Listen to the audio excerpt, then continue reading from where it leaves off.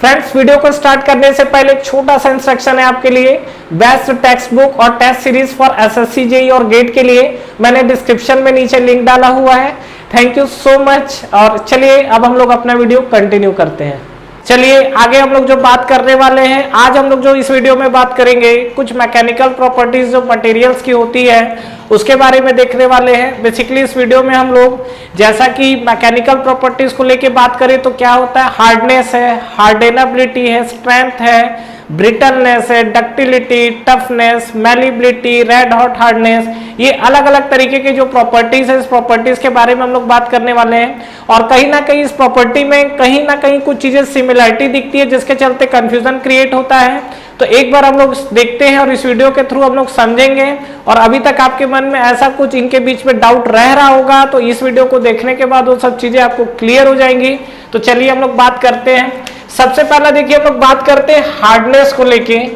ठीक है, ये हार्डनेस मतलब क्या समझते हो आप? सीधा सीधा हार्डनेस का मतलब आप ये बोल सकते हो क्या कि जो सरफेस है उस सरफेस पे अगर हम लोग स्क्रैच करते हैं तो कितना वो स्क्रैचिंग को रेसिस्ट करता है, दैट इज कॉल्ड हार्डनेस। आप कोई भी मटेरियल को हार्ड कब बोलते हो? जब आप उसमें नाखून से या किसी नुकीले चीज से जब आप उसको स्क्रैच करोगे तो उसके ऊपर क्या है, उसका इफेक्ट नहीं आना चाहिए, उस चीज को रेसिस्ट करना चाहिए, दैट इज कॉल्ड हार्डनेस। तो हार्डनेस को हम लोग बोल सकते हैं क्या, रेसिस्टेंस। ठीक है, ये आपको रेसिस्ट करता है, रेसिस्टेंस टू स्क्रैचिंग। ठीक है, स्क्रैच करना, स्क्रैचिंग। ठीक है, मतलब जो आपका सरफेस है वो आपको क्या करेगा, वो सरफेस को हम लोग क्या करके रखेंगे, हार्ड करके रखेंगे। ठीक है, तो कहीं ना कहीं उसका जो सरफेस है वो आपका क्या है, प्लास्टिक डिफॉर्मेशन जो होता है उसको भी रोकता है ये। ठीक है, चलिए आगे हम लोग बात करते हैं। एक आपका फ्रेंड्स होता है हार्डेनेबिलिटी। इसको लेके क्या है, अगर दोनों में अगर वर्ड दे दिया जाए तो हो सकता है कि आप कंफ्यूज हो जाए हार्डेनेबिलिटी को लेके। तो ये basically what is the basic difference between hardness and hardenability. तो देखिए सीधी सी बात यह है कि जो हमारा हार्डनेस या हार्डेनेबिलिटी की बात होती है ये बेसिकली हम लोग अप्लाई करते हैं या तो कार्बन कंटेंट के थ्रू आता है या हमारा क्या यूज होता है, that is the heat treatment process के थ्रू। हम लोग जो हीट ट्रीटमेंट प्रोसेस करते हैं उसके थ्रू आपका आता है। तो अगर आप हीट ट्रीटमेंट प्रोसेस कर रहे हैं तो आप लोग सरफेस हार्डनिंग के लिए क्या क्या यूज करते हैं, केस हार्डनिंग जो मेथड है आपका, नॉर्मलाइजिंग, नाइट्राइडिंग, कार्बोराइजिंग, ये सब मेथड है। तो मान लीजिए कि सपोज आपके पास ये कोई आपकी बॉडी है तो इसका क्या है, जरूरी नहीं कि हमको पूरी की पूरी बॉडी को हार्ड करना हो। हमारा रिक्वायरमेंट ऐसा भी होता है कि बस हमको सरफेस को हार्ड करना हो, जो इसके आउटर सरफेस है, ताकि इसके बॉडी में कुछ स्क्रैचिंग ना आए और जो मतलब आउटर पार्ट में कोई वियर टियर ना हो और अंदर के पार्ट में कहीं ना कहीं टफनेस रहे। जैसा कि मैंने आपको एक एग्जांपल पहले भी दिया था, जो हमारा रेल ट्रैक का डिजाइन होता है तो रेल का जो व्हील होता है और जो ट्रैक का जो आपका होता है, अगर वो दोनों डायरेक्ट कांटेक्ट में आते हैं तो कहीं ना कहीं वहां पर वियर होना स्टार्ट हो जाता है। और ये जो वियर होता है ये आपको कहीं ना कहीं प्रॉब्लम क्रिएट करेगा, क्योंकि वो फिर घिसना स्टार्ट हो जाएगा ना, आपका व्हील भी घिसेगा और आपका ट्रैक भी घिसेगा। तो उस चीज को अवॉइड करने के लिए उसके सरफेस पे क्या है, हार्डनेस प्रोवाइड करना पड़ता है, लेकिन उसके अंदर कहीं ना कहीं टफनेस रहना चाहिए, मतलब डक्टिलिटी प्रॉपर्टी होनी चाहिए। क्यों? क्योंकि वो क्या है, अगर आप देखे होंगे तो ट्रैक वगैरह बीच बीच पे जो मुड़े हुए रहते हैं तो कहीं ना कहीं उसके अंदर टफनेस की प्रॉपर्टी है, तभी तो ऐसा चल रहा है। तो ये ध्यान रखिएगा कि जो मैं हार्डेनेबिलिटी की बात कर रहा हूँ, हार्डेनेबिलिटी का मतलब क्या होता है, कितना डेप्थ तक आपने हार्डनेस को प्रोवाइड किया है, दैट इज कॉल्ड हार्डेनेबिलिटी। तो हार्डेनेबिलिटी को अगर हम लोग समझेंगे तो क्या देख सकते हैं, it is the depth of hardness. ठीक है, डेप्थ ऑफ हार्डनेस, ये चीज को ध्यान रखिएगा। डेप्थ ऑफ हार्डनेस को हम लोग क्या बोलते हैं, हार्डेनेबिलिटी बोलते हैं। यहाँ पर एक और वर्ड यूज होता है, that is called penetration. Penetration का मतलब कितना पेनिट्रेट कर रहा है। तो ये कहीं ना कहीं आप देख सकते हो रेसिस्टेंस टू स्क्रैचिंग जो मैंने लिखा है, और आप यहाँ पर पेनिट्रेशन भी वर्ड यूज ऐड कर सकते हो। ये सब क्या है, ऑब्जेक्टिव क्वेश्चन में सब वर्ड यूज करते रहता है। तो अंग्रेजी अगर पता है तो ठीक है, नहीं पता है तो कहीं ना कहीं थोड़ी सी प्रॉब्लम हो जाती है, वहां पर कंफ्यूजन हो जाता है। तो इसलिए जो हार्डनेस है, तो हार्डनेस आपका क्या है, रेसिस्टेंस टू द स्क्रैचिंग बोल सकते हो या पेनिट्रेशन बोल सकते हो। और ये जो हार्डेनेबिलिटी है, ये डेप्थ ऑफ हार्डनेस आपका कितना हुआ है, अगर आप हीट ट्रीटमेंट प्रोसेस अप्लाई कर रहे हो या वट एवर जो भी आपका प्रोसेस चल रहा है उसमें आपका डेप्थ कितना आया हुआ है, दैट इज कॉल्ड हार्डेनेबिलिटी। क्लियर है यहाँ तक? नेक्स्ट अगर मैं बात करता हूं तो टफनेस को लेके बात कर रहा हूं। What is toughness? टफनेस क्या होता है? देखिए सीधी सीधी बात है, कोई भी मटेरियल को जब आप उस पर लोड अप्लाई करते हो, ठीक है, तो क्या करता है मटेरियल, एनर्जी को क्या करेगा, एब्जॉर्ब करता है, और फाइनली एब्जॉर्ब करते करते फाइनली जब उसका बॉडी जवाब दे जाए तो फाइनली जाके ब्रेक हो जाएगा। अगर आप बॉडी के अंदर कोई फोर्स अप्लाई कर रहे हो, जैसे बेसिकली हम टेंसाइल फोर्स की बात कर रहा हूँ, टेंसाइल फोर्स लगाते जाओगे तो क्या होगा, बॉडी खिंचाएगी खिंचाएगी खिंचाएगी और एक टाइम के बाद जाके वो टूट जाएगी।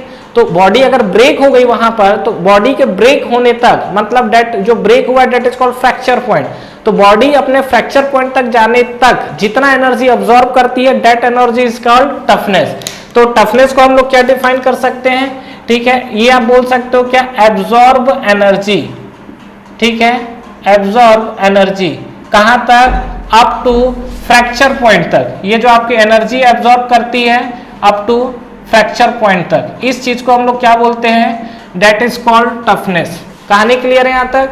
चलिए नेक्स्ट हम लोग आगे बढ़ते हैं, और नेक्स्ट अगर हम लोग बात करें तो डक्टिलिटी। डक्टिलिटी क्या होता है, अगर हम लोग बात करें डक्टिलिटी का, व्हाट इज डक्टिलिटी, तो डक्टिलिटी को आप सीधा सीधा देखो ऐसा समझ सकते हो क्या, अगर किसी भी बॉडी में हम लोग टेंसाइल स्ट्रेस लगाते हैं, टेंसाइल फोर्स लगाते हैं, तो बॉडी में कितना खिंचाव आ रहा है, ठीक है, कितना आपका क्या है, डिफॉर्मेशन कंटिन्यू आते चले जा रहा है, that property is called ductility, ठीक है। तो डक्टिलिटी में आप सीधा सीधा बोल सकते हो, तो देखो यहाँ पर दो चीजें डिफाइन होती है, एक आपका डिफाइन होता है इलास्टिक डिफॉर्मेशन, एक होता है आपका प्लास्टिक डिफॉर्मेशन। अगर हम लोग बात करें यहाँ पर तो दो चीजें डिफाइन होती, एक होता है दैट इज कॉल्ड आपका इलास्टिक डिफॉर्मेशन, और एक जो आपका होता है that is called plastic deformation. ये चीज हम लोग क्या है बचपन से सुनते आ रहे होंगे। इलास्टिक डिफॉर्मेशन का मतलब क्या है, जब आपने फोर्स लगाया इलास्टिक डिफॉर्मेशन में, तो फोर्स रिमूव करने के बाद वो बॉडी अपने इनिशियल पोजीशन को रीगेन कर लेगी।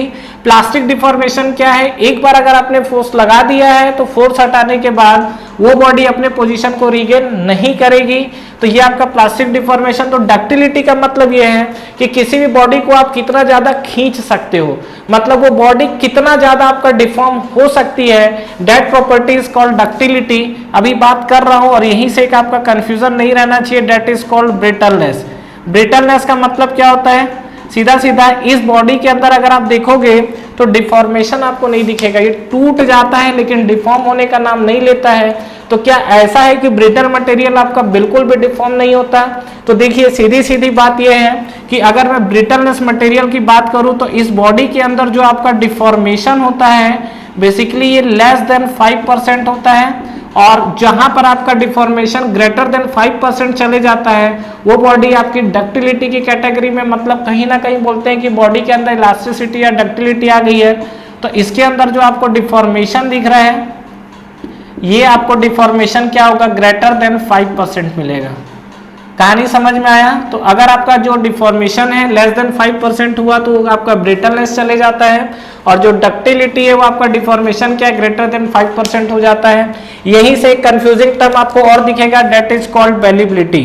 ठीक है, ये सब सिमिलर टर्म्स है, आप ऑप्शन देखोगे तो कंफ्यूज हो सकते हो, इसीलिए मैं इस सब चीजों को एक साथ रख के बात कर रहा हूँ। मैलिबिलिटी, ये मैलिबिलिटी क्या होता है, देखिए जितना भी आपका शीट मेटल ऑपरेशन है वहां पर बेसिकली होता क्या है, हम लोग क्या है कंप्रेसिव फोर्स लगाते हैं ताकि उसको प्रेस करके हम लोग क्या शीट फॉर्म में कन्वर्ट कर सके। तो ये जो आपकी मैलिबिलिटी है इसमें भी आपका फोर्स लगता है, लेकिन मैलिबिलिटी के अंदर अगर आप जो फोर्स देखोगे वो आपका कैसा फोर्स लगता है, इसमें आपको लगता है कंप्रेसिव फोर्स। ठीक है, ये याद रखिएगा हमेशा, जो मैलिबिलिटी जो एक्शन होता है ये बेसिकली आपका यूज एग्जाम में कई बार पूछा हुआ क्वेश्चन है, कंप्रेसिव फोर्स लगता है अंडर, आप लिख सकते हो क्या, शीट मेटल ऑपरेशन। ठीक है, ये मेटल ऑपरेशन के बारे में हम लोग बात तो बाद में करेंगे, लेकिन जो शीट मेटल जो भी आपके शीट वगैरह बनती है, कोई भी मटेरियल है उससे आप शीट बनाने के लिए क्या करोगे, उसको दबाओगे, कंप्रेसिव फोर्स बना के निकालोगे, तो इसको हम लोग बोलते हैं क्या, कंप्रेसिव फोर्स है अंदर शीट मेटल ऑपरेशन। ठीक है, दूसरा चीज ध्यान रखिएगा, जब आप इस पे कंप्रेसिव फोर्स लगाते हैं तो ये तीनों डायरेक्शन में क्या मूव करने के लिए फ्री होता है, तो ये आप क्या बोल सकते हो, ठीक है, बिल्कुल फ्री है 3 डायमेंशंस के लिए। मतलब 3 डायमेंशनल फोर्स में अगर आप देखोगे तो 3 डायरेक्शन में इसका फ्रीली मूव होता है, 3 डायमेंशनल फ्री मूव। तीनों डायरेक्शन में आपको क्या होगा, ये फ्रीली मूव करेगा। लेकिन अगर मैं बात करूं यहां पर किसके लिए, ये आपकी डक्टिलिटी के लिए, तो बेसिकली आपका जो डक्टिलिटी डिफाइन होता है ये यूनी एक्सियल फोर्स के लिए डिफाइन होता है। मतलब यहां पर, और वो भी कैसा, टेंसाइल। ये जो आपका है मैलिबिलिटी, ये कंप्रेसिव फोर्स के अंदर आता है। लेकिन अगर आप बात करोगे किसके लिए, डक्टाइल के लिए, तो डक्टाइल में आपको ये जो आपको दिखेगा, ये आपको दिखेगा टेंसाइल फोर्स के लिए। और दूसरा चीज यहाँ पे आप देखोगे तो यहाँ पे आपको क्या है, 3D फ्री मूव कर रहा है, और यहाँ पे अगर आप आओगे तो क्या करेगा, ये 1D फ्रीली मूव करेगा। ठीक है, तो मतलब 1 डायमेंशनल इसका मोशन है। इसमें आप देखोगे तो 1 डायमेंशनल फोर्स एक्ट करता है, तो इसमें 3 डायमेंशनल फोर्स ही लिख लो, ज्यादा बेस्ट है। ठीक है, तो ये आपका कंप्रेसिव फोर्स लगाए हो तो तीनों डायरेक्शन में फ्रीली मूव करेगा। और ये आपका जो डक्टिलिटी है, इसमें आप 1 डायमेंशनल में फोर्स लगाओगे तो क्या करेगा, ये फ्रीली मूव करेगा। ये जो आपकी डक्टिलिटी है, under the action of tensile force आता है। मैलिबिलिटी की बात करोगे तो under the action of compressive force आता है। कहानी क्लियर यहां तक? कोई डाउट्स है? टफनेस की बात हो चुकी है, आपका फ्रैक्चर पॉइंट तक जितना एनर्जी एब्जॉर्ब कर रहा है that is called toughness. Brittleness की बात करेगा तो जो आपका डिफॉर्मेशन होता है, डिफॉर्मेशन जो है आपका बिल्कुल इस पे क्या होगा, मतलब कहीं ना कहीं क्या लेस देन 5% है। और डिफॉर्मेशन में भी अगर आप देखोगे तो इलास्टिक डिफॉर्मेशन और प्लास्टिक डिफॉर्मेशन है। इलास्टिक डिफॉर्मेशन का मतलब जब आप लोड हटाओगे तो वो अपनी बॉडी इनिशियल पोजीशन को रिगेन करेगी। प्लास्टिक डिफॉर्मेशन में जाओगे तो एक बार खींचने के बाद अगर आप लोड हटाओगे तो बॉडी अपने इनिशियल पोजीशन को रिगेन नहीं करेगी, that is called plastic deformation. इसके अलावा और है, अभी हमने यहाँ पर 6 प्रॉपर्टी देखा है। और आइए बात करते हैं फैटिग। फैटिग आपको समझ में आता है? फैटिग आपने नॉर्मली अगर देखा होगा तो नॉर्मली लाइफ पे भी आपने वर्ड सुना होगा फैटिग। ये फैटिग होता क्या है? देखिए, फैटिग वर्ड वहां पर यूज होता है जहां पर आपका फ्लक्चुएटिंग लोड आता है। फ्लक्चुएटिंग लोड किस तरीके से आता है, समझिए इस चीज को। आपने घर बनाया है, घर का आपने स्लैब बनाया हुआ छत, वहां पे अगर आप क्या है देख रहे हो तो वहां पर स्टैटिक लोड है। स्टैटिक लोड का मतलब कि अगर वहां पे एक दीवार आपने उसके ऊपर खड़ा किया है तो वो लोड आपका हमेशा कांस्टेंट मेंटेन लोड है। ठीक है, लेकिन फैटिग लोड के साथ क्या होता है कि जैसे जैसे आपका मूविंग पार्ट्स आएगा तो वहां पर लोड चेंज होता है। ये बेसिकली आपका मशीन के अंदर जो कंपोनेंट होते हैं वहां पर आपको क्या होगा, फ्लक्चुएटिंग लोड ज्यादा दिखेगा। एग्जांपल्स के लिए अगर आप देखना चाहते हो तो ये हम पहला चीज अगर हम लोग देखें तो ये कहां पर यूज होता है, ये आपका होता है फ्लक्चुएटिंग लोड के अंदर। ठीक है, जहां पर आपका फ्लक्चुएटिंग लोड आ रहा है वहां पर आपका कहीं ना कहीं ये फैटिग वाला टर्म्स यूज हो रहा है। अब अगर हम लोग इसमें बात करें तो ये आपका फ्लक्चुएटिंग लोड मतलब आप क्या समझ रहे हो, सीधी सी बात ये है कि जैसे मान लो ये गाड़ी है, आप यहाँ पे कहीं घूमने निकले हो, यहाँ मस्त आप बैठ गए ऊपर। ठीक है, अब क्या यहाँ पर कि आप देखेंगे तो गाड़ी का जो स्कोप होता है, स्पोक जो होता है इसमें, ये आजकल तो मैकलॉय चल रहा है, तो वहां पर अगर आपका क्या होगा कि जब ये रोटेट होता है तो एक समझिए चीजों को, जब ये फ्रंट पे रहेगा तो इसके क्या आएगा, कंप्रेसिव स्ट्रेस आएगा। जब यही वाला स्पोक जब आपका मुड़ के इधर पर आएगा तो कहीं ना कहीं क्या होगा, शियर आएगा, और यहाँ पर आएगा तो कहीं ना कहीं टेंसाइल आएगा। तो कुल मिला के जब किसी मशीन कंपोनेंट पे क्या है, अलग अलग टाइम पे अलग अलग फोर्स एक्ट करते हैं। मतलब किसी टाइम इस पे टेंसाइल आ रहा है, किसी टाइम कंप्रेसिव आ रहा है, किसी टाइम शियर आ रहा है। तो इस तरीके का जो अरेंजमेंट है उसको हम लोग क्या बोलते हैं, ये हमारा होता है फ्लक्चुएटिंग लोड। ठीक है, और ये आपका आता है किसके, फैटिग के अंदर। तो कभी भी आपसे क्या है, फैटिग लोड की अगर बात करेगा तो फैटिग लोड मतलब आपको सीधा सीधा क्या समझ जाना है कि जो बॉडी के अंदर आपका फ्लक्चुएटिंग लोड आ रहा है उसको हम लोग क्या बोलते हैं, फैटिग बोलते हैं। नेक्स्ट अगर हम लोग बात करें आगे तो क्रीप। क्रीप आपने नाम सुना है क्या, ये जो फ्लक्चुएटिंग लोड है। तो नेक्स्ट हम लोग देख रहे हैं क्रीप। क्रीप क्या होता है आपका, ये आपका जो होता है एक परमानेंटली डिफॉर्मेशन प्रोसेस है जिसमें आपका क्या है, स्ट्रेस मतलब जो लोड है वो कहीं ना कहीं कांस्टेंट हो जाता है लेकिन डिफॉर्मेशन आपका कंटिन्यू होते चले जाता है। मतलब आप इसमें लिख सकते हो क्या, कंटिन्यू डिफॉर्मेशन। इस पे आप लिख सकते हैं क्या, कंटिन्यू डिफॉर्मेशन। ठीक है, under the action of constant load, under the action of constant load. ये आपको कहानी क्लियर हुआ। ठीक है, तो ये आपका क्रीप है, मतलब क्या, कांस्टेंट लोड के अंदर आपको कंटिन्यू डिफॉर्मेशन मिलेगा, ये आपको होता है क्रीप। वैसे भी ये क्रीप के बारे में हम लोग जब स्ट्रेस स्ट्रेन डायग्राम पढ़ते हैं तो वहां भी हमारा क्रीप पॉइंट आता है। ठीक है, जहां पर आपको क्या है, ये अगर आपका स्ट्रेस स्ट्रेन डायग्राम है तो कुछ इस तरीके से आता है, यही तो आपका क्रीप होता है। ये आपका स्ट्रेस है, ये आपका स्ट्रेन है। तो यहाँ पर आप देखोगे तो देखो स्ट्रेन मतलब कंटिन्यू डिफॉर्मेशन प्रोड्यूस कर रहा है under the action of constant load. तो आप चाहे लोड बोलिए चाहे आप स्ट्रेस बोलिए, यही एक ही बात है। तो यहाँ पर आपका कहीं ना कहीं स्ट्रेस कांस्टेंट है लेकिन स्ट्रेन क्या है आपका कंटिन्यू डिफॉर्म होते चले जा रहे हैं। तो ये कहानी आपको क्लियर है। तो ये जो आपको आया हुआ है दैट इज कॉल्ड क्रीप। कहानी क्लियर है यहाँ तक। तो ये कुछ चीजें थी। हाँ, एक और है आपका red hot hardness. Red hot hardness के साथ क्या होगा? रेड हॉट हार्डनेस, ये देखिए सीधी सी बात क्या होता है। हार्डनेस तो हमको समझ में आ गया है क्या, कोई भी जो आपकी बॉडी है उस बॉडी के अंदर जो सरफेस जो है उसको जब आप स्क्रैच करेंगे तो उस बॉडी का जो सरफेस है उसमें आपका क्या प्लास्टिक डिफॉर्मेशन नहीं आना चाहिए, ठीक है, that is called hardness. Red hot hardness का मतलब ये है कि नॉर्मली अगर हम लोग बॉडी को क्या करते हैं, जब हीट करते हैं तो हीट करने के बाद क्या होता है उसका जो हार्डनेस है वो कम होना स्टार्ट हो जाता है। रेड हॉट हार्डनेस मतलब नाम से रखा हुआ है रेड हॉट, मतलब जब आप इसको गर्म करोगे तो गर्म करने के बाद इसकी जो हार्डनेस वाली प्रॉपर्टी वो लॉस्ट नहीं होनी चाहिए, that is called red hot hardness. तो इसको आप सीधा सीधा लिख सकते हो क्या, प्रॉपर्टी हार्डनेस प्रॉपर्टी, ठीक है। ये जो आपकी प्रॉपर्टी क्या है, सरफेस जो आपका हार्ड है, ठीक है, अंडर द क्या हाई टेम्परेचर। तो यहां पर आप सीधा सीधा इसको लिख सकते हैं क्या, under high temperature, under high temperature there is no loss of hardness, no loss of hardness, ठीक है।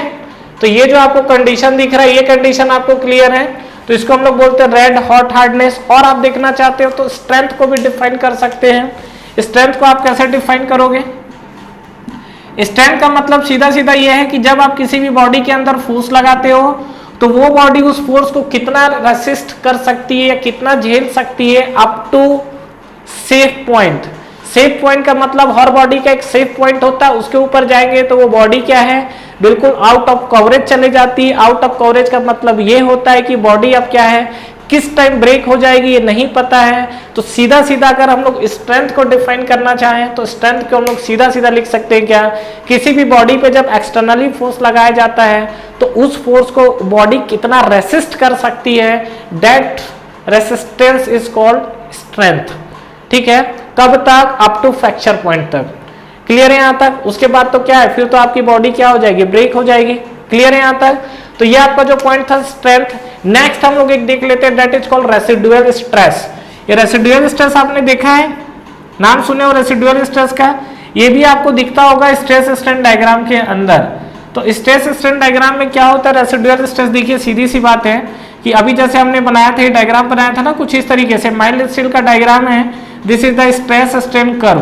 तो अगर आप यहाँ पे देखोगे रेसिडुअल स्ट्रेस को लेके तो आपको क्या चीजें दिखेंगी, ये जो आपको रेसिडुअल स्ट्रेस दिख रहा है क्या होता है, देखो ये आपका कहीं ना कहीं याद है। तो यहाँ पर एक हमारा बनता है that is called proportionality limit, और इसके बाद आता है कौन सा, ये वाला इलास्टिक लिमिट। यहाँ से क्वेश्चन ये पूछा हुआ है कि जो हमारा हुक्स लॉ है वो कहाँ तक डिफाइन होता है। कई लोग इलास्टिक लिमिट बोलते हैं लेकिन ध्यान रखिएगा प्रोपोर्शनैलिटी लिमिट तक हुक्स लॉ डिफाइन है। अगर आपको ऑप्शन में प्रोपोर्शनैलिटी लिमिट नहीं दिखता है तब आप उस केस में क्या करेंगे, इलास्टिक लिमिट की तरफ मूव करेंगे। अब आप क्या बोल रहे हैं, रेसिडुअल स्ट्रेस है। अगर मान लीजिए आपने एक्सटर्नली फोर्स अप्लाई किया और एक्सटर्नली फोर्स अप्लाई किया, जब आप हटाओगे इलास्टिक लिमिट तक भी तो कभी कभी क्या होता है कि बॉडी अपने पुराने इनिशियल पोजीशन को गेन नहीं कर पाती है। पोजीशन गेन करने तो आती है लेकिन पोजीशन गेन करने के लिए क्या होता है, वो कुछ पॉइंट पे हल्का सा डिफॉर्म हो जाती है। जैसे क्या है कि अगर बॉडी मान लो कोई इलास्टिक लिमिट के अंदर है और जब आपने उस पर फोर्स लगाया तो मान लीजिए बॉडी 10 mm डिफॉर्म हुई, लेकिन जब आप फोर्स लगाओगे तो 10 mm का बॉडी जो है वो डिफॉर्म हुआ और वापस नहीं आया, दैट इज कॉल्ड प्लास्टिसिटी। लेकिन कभी कभी क्या होता है, बॉडी के अंदर इलास्टिसिटी प्रॉपर्टी होती है तो बॉडी क्या है 10 mm को रिकवर करने की कोशिश करेगी, लेकिन 10 mm में वो 9 mm ही रिकवर कर पाएगी, 1 mm या 0.5 mm को रिकवर नहीं कर पाती है। दिस टाइप्स ऑफ स्ट्रेस, उसके अंदर बॉडी के अंदर एक स्ट्रेस आ जाता है, that is called residual stress. Residual का मतलब ही होता है क्या, बचा हुआ। तो कहानी क्लियर हुआ। तो ये था फ्रेंड्स कुछ कहानी जिसको लेके हम लोग बात कर रहे थे। तो यहाँ पर हमने अलग अलग मैकेनिकल प्रॉपर्टीज को लेके देखा हुआ है और आई होप आपको ये वीडियो क्लियर हुआ होगा। यहाँ से चीजें आपको क्लियर हुई होंगी। जो आपको ध्यान रखना है, इस चीजों में लोग ज्यादा कंफ्यूजन होते हैं, टफनेस, डक्टिलिटी और ये ब्रिटलनेस होता है, और जो आपकी मैलिबिलिटी होती है, मैलिबिलिटी आपका कंप्रेसिव स्ट्रेस के अंदर जाएगा, डक्टिलिटी बात करोगे टेंसाइल स्ट्रेस के अंदर आएगा, कंप्रेसिव स्ट्रेस मैलिबिलिटी में 3D फोर्सेस लगेंगे, टेंसाइल स्ट्रेस में क्या होगा 1D फोर्सेस लगेगा। Thank you very much for watching this video. Friends, इस वीडियो को लाइक करिए, ज्यादा से ज्यादा फ्रेंड्स के साथ शेयर करिए, और इस चैनल को सब्सक्राइब करना ना भूलें, और बेल नोटिफिकेशन जरूर प्रेस करिएगा, जिससे जो भी लेटेस्ट वीडियो अभी आ रहे हैं और जो भी आपके वीडियोस अपलोड हो रहे हैं वो आप तक पहले पहुंचे। और फ्रेंड्स, हमारा टेलीग्राम चैनल भी है जिसको आप ज्वाइन कर सकते हैं, जिसका लिंक नीचे आपको डिस्क्रिप्शन में और फर्स्ट कमेंट बॉक्स पे मिल जाएगा। तो ठीक है फ्रेंड्स, तैयारी करते रहिए। Wish you all the best.